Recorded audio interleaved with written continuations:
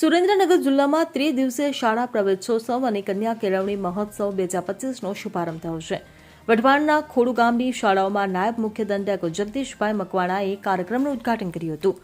આંગણવાડી, બાલવાટિકા, ધોરણ 1, 9 અને 11માં બાળકોને પ્રવેશ આપવામાં આવ્યો.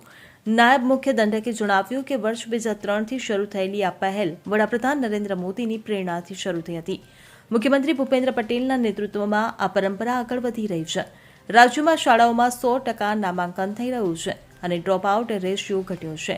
સરકારે નવી શિક્ષણ નીતિ અંતર્ગત બાળકોના સર્વાંગી વિકાસ માટે વિવિધ વિષયોનો સમાવેશ કર્યો છે.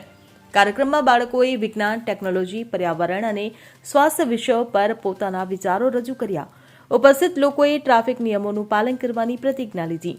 ખેલ મહાકુંભ, કલા મહાકુંભ, બેટરી ટેસ્ટ અને યોગામાં શ્રેષ્ઠ પ્રદર્શન કરનાર વિદ્યાર્થીઓનું સન્માન કરવામાં આવ્યું. કાર્યક્રમમાં જિલ્લા પ્રાથમિક શિક્ષણાધિકારી ભદ્રસિંહ વાઘેલા, અન્ય પદાધિકારીઓ, વિદ્યાર્થીઓ અને વાલીઓ મોટી સંખ્યામાં હાજર રહ્યા હતા. Bureau report, CN24 news. હવે જુઓ દેશ દુનિયાની તમામ ખબરો તમારી આંગળીના ટેરવે. ઉઠાવો મોબાઈલ અને Google Play Store પરથી ડાઉનલોડ કરો અમારી CN24 ન્યૂઝ મોબાઈલ એપ.